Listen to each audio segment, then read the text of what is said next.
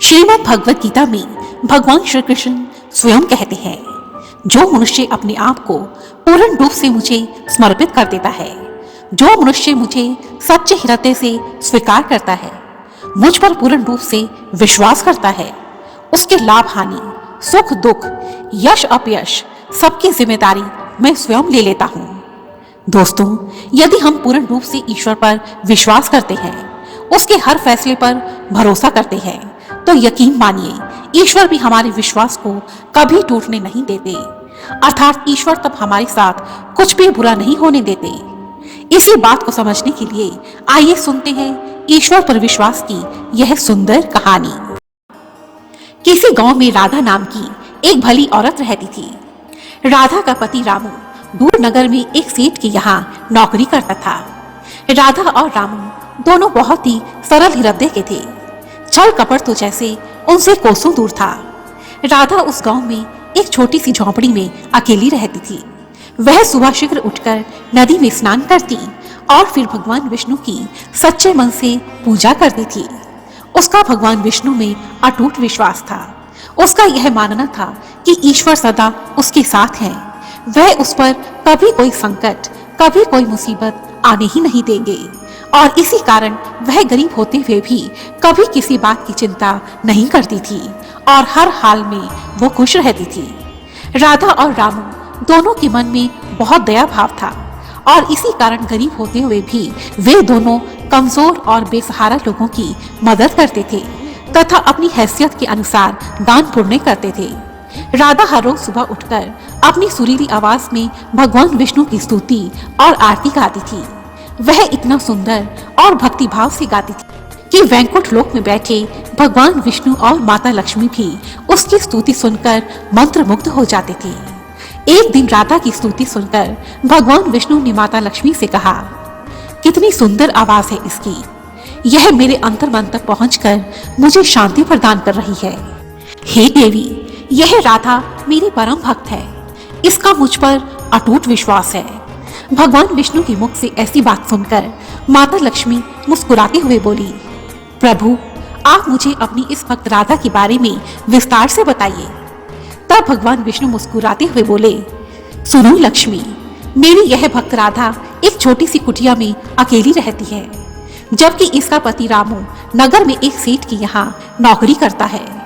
रामू अपने प्रत्येक काम को बहुत ही निष्ठा और लगन के साथ करता है।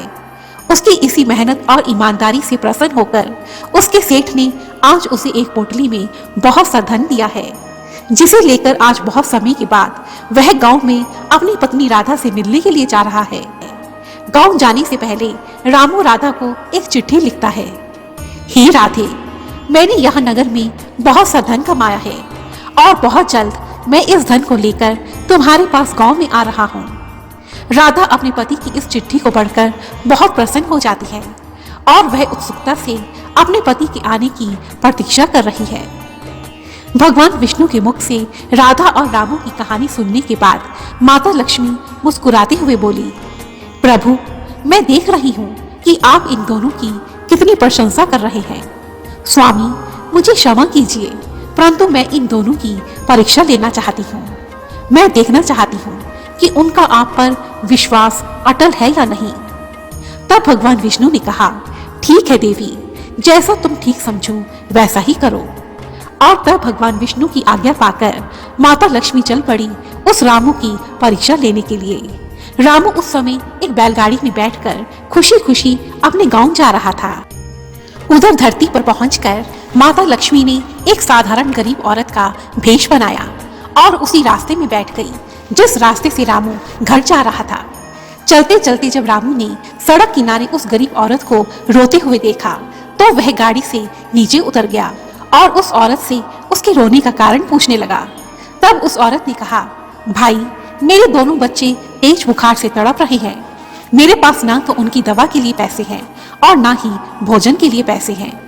यदि उन्हें समय पर दवा और भोजन ना मिला तो मेरे मासूम बच्चे ऐसे ही तड़प तड़प कर मर जाएंगे। उस औरत की यह दुख भरी कहानी सुनकर रामू का मन विचलित हो उठा और उसने कड़ी मेहनत से कमाया हुआ सारा धन उस औरत को दे दिया उस पोटली को पाकर वह औरत बहुत खुश हुई और रामू को ढेरों आशीष देती हुई आगे चली गई। उस औरत को खुश देखकर रामू के मन में भी बहुत संतोष हुआ और वह अपने घर की ओर आगे बढ़ चला। परंतु साथ ही उसे इस बात की चिंता भी हो रही थी कि अब वह अपनी पत्नी को क्या जवाब देगा। और इसी चिंता में डूबा हुआ वह रामू कुछ देर के बाद अपने घर पहुंच गया। इतने दिनों के बाद अपने पति को देखकर राधा बहुत खुश हो गई। जब बातों ही बातों में राधा ने रामू से उस धन के बारे में पूछा तो रामू ने उसे रास्ते में मिली हुई उस औरत की सारी कहानी बता दी। रामू की सारी बात सुनकर राधा बहुत खुश हुई और कहने लगी, स्वामी, मुझे आप पर गर्व है और रही हमारे गुजर बसर की बात तो उसकी चिंता आप मत कीजिए। ईश्वर पर विश्वास रखिए। ईश्वर कभी किसी को भूखा नहीं रहने देते।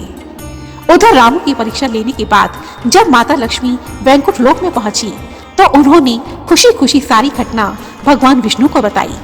माता लक्ष्मी की बात सुनकर भगवान विष्णु ने कहा, देवी, रामू की परीक्षा लेने के बाद अब बारी है राधा की परीक्षा की और राधा की परीक्षा लेने के लिए मैं स्वयं जाऊंगा।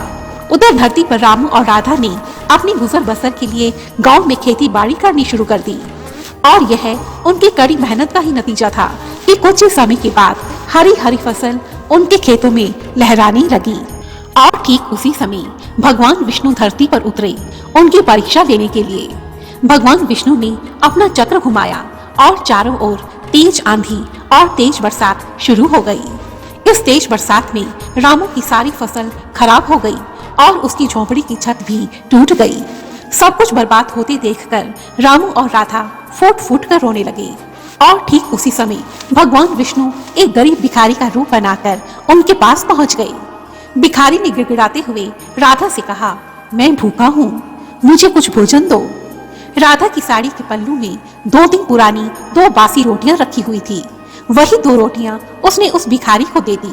राधा और रामू की उस अच्छाई और दया भाव को देखकर भगवान विष्णु द्रवित हो उठे और उन्होंने उसी रात राधा को स्वप्न में अपने पवित्र दर्शन दिए और कहा, राधा, तुम चिंता मत करो, मैं तो तुम्हारी भक्ति और विश्वास की परीक्षा ले रहा था और तुम दोनों ही अपनी इस परीक्षा में पास हो गए हो।